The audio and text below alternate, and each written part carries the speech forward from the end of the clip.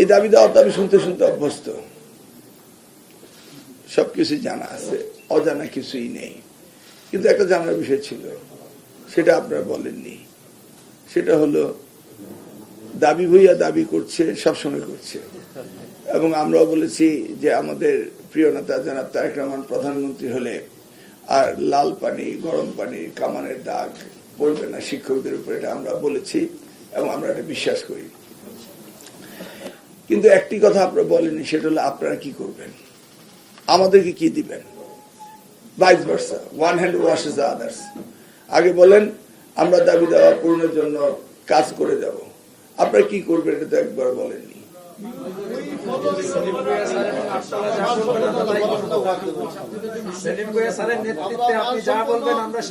না না, শিক্ষকরা আমাদেরকে তো প্রমিস করতে হবে যে আমরা এই এই কাজগুলি শিক্ষার জন্য, এই প্রমিসারি নোট তো আমরা পাইনি। আমরা করার জন্যই তো নতুন কারিকুলামের কথা বলেছে মাননীয় মন্ত্রী। সেলিম ভুঁইয়া স্যারের নেতৃত্বে সারা বাংলাদেশের শিক্ষকরা মাইক আছে।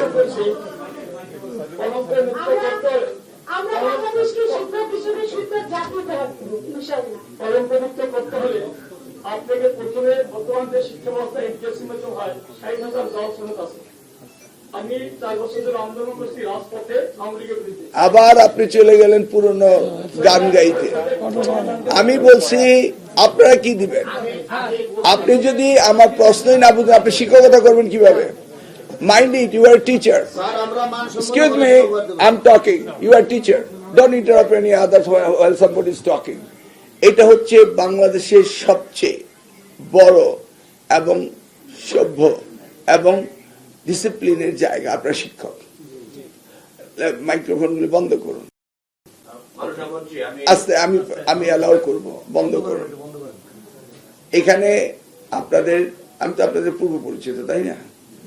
অতএব আমি যে প্রশ্ন করব এই প্রশ্নের উত্তরে যদি আপনি অন্য উত্তর লেখেন, আমি এক্সামিনার বা উনি একজন আপনাকে নাম্বার দিবে? আমি কি আপনাকে জিজ্ঞেস করেছি যে বিগত দিনে কি হয়েছে না হয়েছে? Try to understand. ওকে, সকলেই প্রশ্নের উত্তর সঠিকভাবে দিবেন। আমি জিজ্ঞেস করছি যে আপনাদের প্রমিসের একটি কথাও শুনিনি।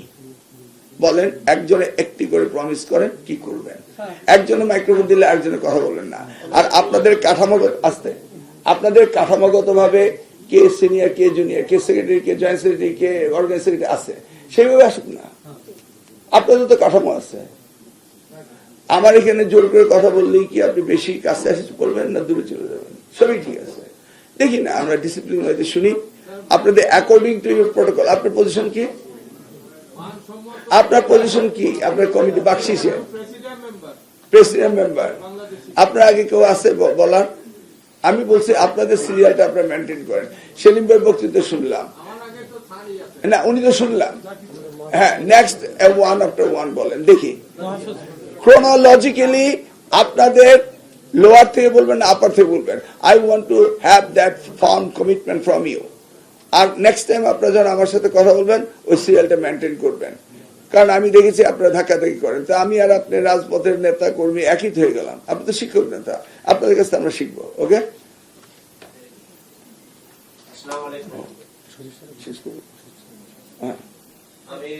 না আপনি কেন বলবেন? আমি তো বললাম উনি বলবেন। আপনি আবার বুঝতে পারলেন না। আমি বললাম ক্রোনোলজিক্যালি বলতে হবে। 5 জনের কথা শুনবো ক্রোনোলজিক্যালি। আমি যুগ উপযোগী একটি কারিকুলাম চাই এবং সেই কারিকুলাম বাস্তবায়নের জন্য আমরা সমস্ত শিক্ষক কর্মচারীরা ঐক্যবদ্ধভাবে কাজ করব। আধুনিক মানসম্মত শিক্ষা ব্যবস্থা আমরা উপহার দেব। আপনারা অ্যাগেইন আমাদের কাছে চাচ্ছেন সব আমাদেরকে নিয়ে। আপনি কি দিবেন এটা বলেন। কারিকুলাম তো আপনাকে দিতে হবে, আমরা ওটা বাস্তবায়ন করব। কারিকুলামে কি রেজাল্ট 0 হওয়া উচিত?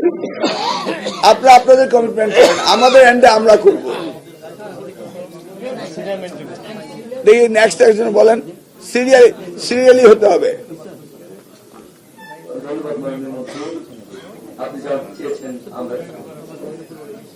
যে অবস্থা আছে সেই অবস্থায় কি করবে? আমাদের শিক্ষা ব্যবস্থা উন্নয়ন আমরা ঐক্যবদ্ধভাবে জাতিকে সামনের দিকে এই অবস্থায় এগিয়ে নেওয়ার জন্য দেশপ্রেমের উদ্বুদ্ধ হয়ে ছাত্রছাত্রীদের মানসম্মত শিক্ষার দিকে এগিয়ে নিয়ে যাব। আশা করছি মাননীয় সরকার এই বিষয়ে আমাদের আবার ভেগ টার্মে কথা বলতেছেন। নিয়ে যাব। এই তো আপনারা ম্যাক্রো কথা বলছেন, মাইক্রো কথা। সামনে 21শে এপ্রিল পরীক্ষা, কি করবেন?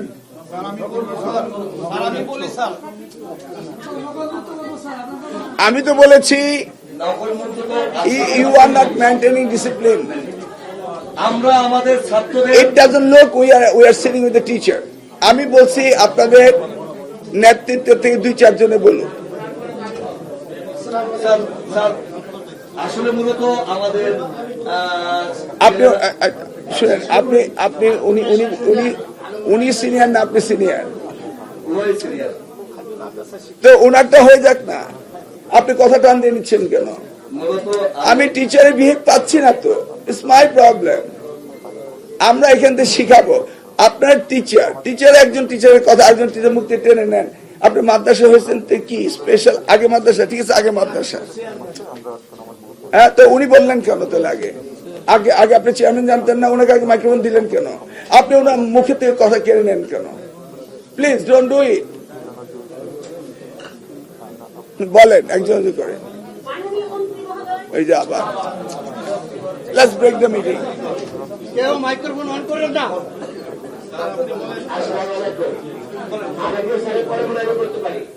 আপনি কি পারমিশন পেয়েছেন?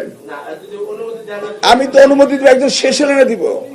আমি যেটা বলতে চাই, আশ্চর্য ব্যাপার। দেশের এখন That's how you don't behave with us. আমি বলছি আপনার শিক্ষক, একটি মিটিং আমি ডিসিপ্লিনের ওয়েতে করতে চাচ্ছিলাম। আমি তো আপনাদের লোক, আমি তো আপনাদের কথা শুনি। এত অস্থির হচ্ছেন কেন? মাননীয় প্রতিমন্ত্রী যেতে যাচ্ছে, আমারও একটা মিটিং আছে, আমাদের তারা আছে, আপনাদের তো তারা নেই। আমি বলছি আমরা 5 জনে 5টা কমিটমেন্ট করেন, দেখি স্পেসিফিকলি গ্রস লেভেলের না, ম্যাক্রো লেভেলের না, মাইক্রো লেভেলের 5টা আইটেমের কথা বলেন। তাই তো বুঝতে একটা কিছু বলেছে আমাকে শিক্ষকরা, তাই না? ধন্যবাদ। হ্যাঁ, দেখি। যে আমি শেষ করি। আসলে মূলত আমি যেটা বলতে চেয়েছিলাম যে আমাদের বড় সমস্যা ক্লাসরুমে আমাদের ছাত্রছাত্রী ফিরে যায়নি। ওকে, লেটস স্টপ ইট। আমি আমার বক্তব্য শেষ করি, একটু সমস্যার কথা বলবো। আমি বলছি আপনারা আমাকে কি উপহার দিবেন? ঠিক আছে, আপনারা সমস্যা ছাড়া কিছু দেখেন না।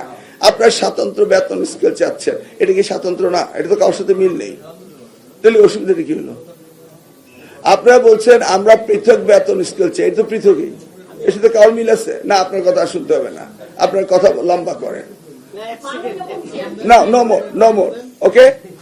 You are breaking the discipline. আপনারা বেতন স্কেলের কথা বলেছেন, এগুলি আমাদের কনসিডারেশন সবকিছু আছে। এখন আসেন আমরা যেটা করতে যাব। সেলিম ভুঁইয়া সাহেব মাননীয় সংসদ সদস্য হয়েছেন, আপনাদের সভাপতি, আমরা উই ওয়েলকাম হিম, হাততালি দেন। কারণ আপনাদের একজন প্রতিনিধি মন্ত্রী না হলেও সংসদে আছে এবং ওয়েটিং টু বি মিনিস্টার। আশা করছি আল্লাহ আপনাদের, এটা আপনাদের প্রথম সৌভাগ্য যে আপনারা আগামী দিনে সুযোগ সুবিধা আরো পাবেন। এখন আসেন 1 নম্বর, ঈদ বোনাস ছিল 25%। 17 বছর পরে এই ইমিডিয়েট প্যাস সরকার আপনাদের 25 থেকে 50 করেছেন। আমাদের মাননীয় প্রতিমন্ত্রী সাহেব বললেন মনিটারি বিষয়গুলো, বাজেট অ্যালোকেশনের বিষয় রয়েছে, এটা আমরা পর্যালোচনা করব। আপনাদের দাবি মাননীয় প্রধানমন্ত্রীর কাছে উত্থাপন করা হবে, যেহেতু এটা নতুন বাজেট না। তারপরে এই আপনার এগুলি ফাংশনাল করতে সময়ও লাগবে। তবু আমরা আপনার প্রস্তাব মাননীয় প্রধানমন্ত্রীর কাছে উত্থাপন করব, দেখি আপনাদের জন্য খানিকটা কিছু করা যায় কিনা, সেই বিষয়ে আমরা আলোচনা করব। কিন্তু কনস্ট্রেইন আছে, আপনারা জানেন যে এটা নতুন বছর নতুন বাজেটে ইনক্লুড নেই, অনেক বিষয় রয়েছে। তারপরে আপনারা বলেছেন মন্ত্রণালয়ে আপনাদের আমাদের কর্মকর্তা কর্মচারী নিয়ে আপনাদের অভিযোগ রয়েছে। দেখুন, এই অভিযোগগুলি অ্যাড্রেস করা অনেক সময় রয়েছে, এগুলি পর্যায়ক্রমে অ্যাড্রেস হবে কি হবে না এটা আমরা সিদ্ধান্ত আস্তে আস্তে নেব। তবে এটা তো ট্রেডিশন, হোয়াইট হাউসে কি রিপাবলিকান গেল কি ডেমোক্রেটিককে নিয়ে ঢুকে নাকি?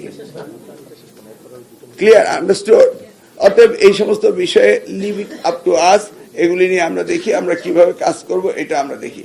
ম্যানেজিং কমিটি মাননীয় প্রতিমন্ত্রী বলেছেন আমরা আজকে ম্যানেজিং কমিটি নিয়ে বসার কথা ছিল, এই মিটিং শেষে আমরা বসবো। পলিটিক্যালাইজ করার বিরুদ্ধে আপনারা বলেছেন, উই আর একমত। একজনকে 3টি প্রতিষ্ঠান দেওয়া না দেওয়া আমরা ম্যানেজিং কমিটি নিয়ে বসে আমরা এটা দেখব। হেডমাস্টার এন্ড গভর্নিং বডিতে হেডমাস্টারকে থাকতে হবে, প্রিন্সিপালকে গভর্নিং বডি নিয়োগ দিতে হবে। এটা আমরা এনটিআরসি করেছিলাম, যে সুবিধাতে এটা চেঞ্জ হয়েছে, আমরা এনটিআরসি নিয়ে বসবো। আপনারা জানেন এনটিআরসি এটা আমার একক মানে কষ্টের ফসল ছিল, এখন এটা চেঞ্জ হয়েছে। আমরা বসবো, বসে রিভিউ করে দেখব কোন কোন জায়গায় আবার আমাদের এটা রিইনস্টেট করতে হবে। আপনারা বলছেন 64টি জেলায় একজনও সৎ লোক নেই, আপনার চ্যালেঞ্জ দিয়ে বলছেন, এটা একটা সিরিয়াস চ্যালেঞ্জ, সকলেই বলছেন আপনারা, ঠিক আছে। আমার মাননীয় প্রতিমন্ত্রীও বললেন, আর আমার রেকর্ড তো আপনারা জানেন যে আমরা দুর্নীতি করি না, করব না, করতে দেব না। আমিও করি না, আমার প্রতিমন্ত্রী করে না। আমরা দুইজনে শপথ করেছি করব না, কিন্তু আরেকটা শপথ আমাদের আছে, করতে দেব না।